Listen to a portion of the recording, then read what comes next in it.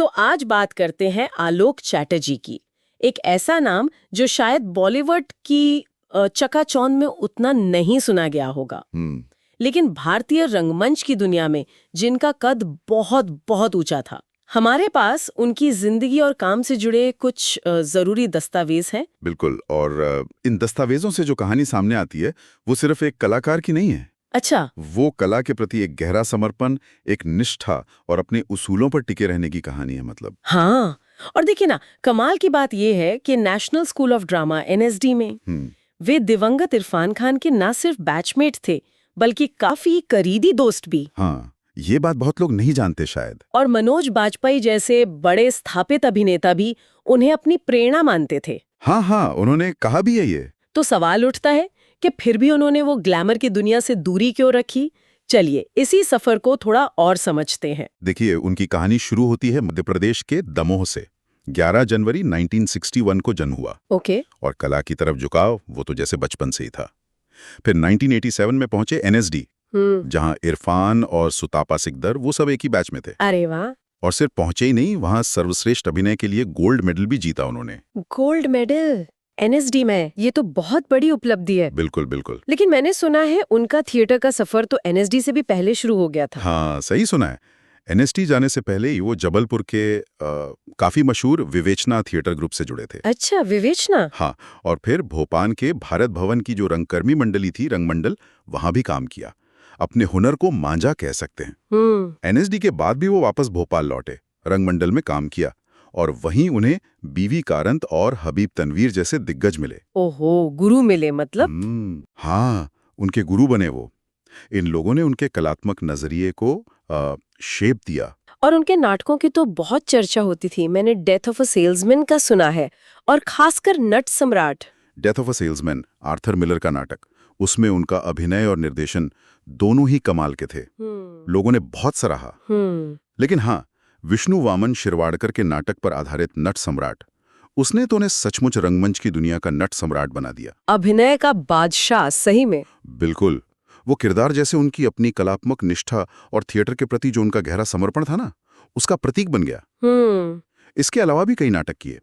आनंद मठ, अंधा युग, गिरीश कर्नाड का हयवदन, शेक्सपियर का ए मिडसमर नाइट्स ड्रीम का निर्देशन भी किया था। अच्छा, निर्देशन भी? हाँ, उनके लिए थिएटर सिर्फ मतलब मनोरंजन नहीं था, वो उसे समाज से बात करने का, बदलाव लाने का एक शक्तिशाली माध्यम मानते थे। ये दिलचस्प है। इतने मंझे हुए अभिनेता और साथ में पढ़ाने का, सिखाने का भी इतना शौक। बिल्कुल, वो सिर्फ मंच पर जादू नहीं जगाते थे, बल्कि अगली पीढ़ी को भी तैयार कर रहे थे। मध्य प्रदेश नाट्य विद्यालय MPBSE जिसे कहते हैं, उसके 3 साल तक डायरेक्टर रहे। 3 साल काफी समय है। हाँ, और इसके अलावा NSD दिल्ली, FTII पुणे और मुंबई में अनुपम खेर के एक्टर प्रिपेयर्स में भी पढ़ाया, विजिटिंग फैकल्टी की तरह। और वो मनोज बाजपेयी वाली बात जो आपने कही थी, उन्होंने कहा, मैं थिएटर के दिनों में आलोक की बहुत प्रशंसा करता था। मैंने उनसे बहुत कुछ सीखा है। वो इतने प्रतिभाशाली हैं कि कभी-कभी मुझे बुरा लगता है कि उन्होंने बॉलीवुड का रुख नहीं किया। हाँ, ये कोट काफी कुछ कहता है उनके टैलेंट के बारे में। ये सोचने पर मजबूर करता है कि उन्होंने वो रास्ता क्यों नहीं चुना। क्या वजह रही होगी? शायद वजह वही थी कि उनका पहला प्यार, उनका पैशन हमेशा रंगमंच ही रहा। थिएटर उनके रगों में था। हालांकि ऐसा नहीं कि फिल्में बिल्कुल नहीं की, कुछ चुनिंदा फिल्में की उन्होंने। 2003 में एक बंगाली फिल्म आई थी, पाताल घर, उससे शुरुआत हुई। अच्छा, बंगाली फिल्म से? हाँ। फिर हिंदी में उत्थान की, नेटफ्लिक्स पर हसीन दिलरुबा आई थी, उसमें गांधी जी का एक यादगार रोल था उनका। हाँ, वो मुझे याद है। छोटा सा रोल था पर असरदार था। बिल्कुल। फिर वेब सीरीज महारानी में रामेश्वर मुखिया बने, और 2024 में गौरैया लाइव नाम की फिल्में भी नजर आए। तो काम तो किया स्क्रीन पर भी। हाँ, पर उनका चुनाव हमेशा कहानी और किरदार पर टिकता था, ना कि ग्लैमर या बड़े बैनर पर। और उनके इसी गहरे योगदान को, रंगमंच के प्रति समर्पण को पहचान भी मिली। संगीत नाटक अकादमी पुरस्कार 2019। हाँ, जो उन्हें फरवरी 2023 में मिला, राष्ट्रपति द्रौपदी मुर्मू जी के हाथों। और देखिए उनकी विनम्रता, उन्होंने वो पुरस्कार अपने गुरुओं, बीवी कारंत और दूसरों को, अपने शिक्षकों, निर्देशकों, सह कलाकारों को समर्पित किया। ये बड़ी बात है। बिल्कुल। वो भोपाल में ही रहे ज्यादातर, अपनी पत्नी शोभा और बेटे प्रत्यूष के साथ, काफी सादगी से। उनके दोस्त गोविंद नामदेव बताते हैं कि थिएटर तो उनके खून में था। शराब वगैरह की बातें आती हैं। अच्छा। जिसके बाद वो वापस भोपाल थिएटर की दुनिया में ही रम गए। और फिर वो दुखद खबर आई। हाँ, 2024 के आखिरी महीनों में उनकी तबीयत बिगड़ने लगी। किडनी की समस्या थी काफी पुरानी, ओह। जिसका असर फिर दूसरे अंगों पर भी पड़ने लगा।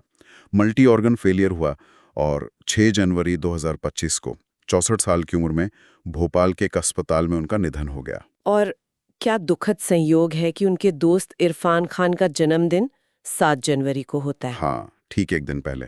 बहुत दुखद। स्वानंद किरकिरे ने श्रद्धांजलि देते हुए लिखा था ना, कुछ कालिदास और विलोम करके। हाँ, उन्होंने लिखा, इरफान अगर कालिदास थे तो आलोक चटर्जी विलोम अपने कालिदास से मिलने चला गया। उफ, कितनी मार्मिक बात है। हाँ, तो आलोक चटर्जी की कहानी, उनकी यात्रा हमें दिखाती है कि कलात्मक ईमानदारी और क्षेत्रीय रंगमंच को पूरी तरह समर्पित जीवन भी कितना प्रभावशाली, कितना मायने रखने वाला हो सकता है, भले ही वो राष्ट्रीय सुर्खियों से थोड़ा दूर ही क्यों न रहे। सही कहा। नट सम्राट और डेथ ऑफ ए सेल्समैन में उनका काम तो हमेशा याद रखा जाएगा। बिल्कुल। और उनकी विरासत सिर्फ उनके नाटकों में नहीं, बल्कि उन अनगिनत छात्रों में भी जिंदा है जिन्हें उन्होंने सिखाया, तैयार किया।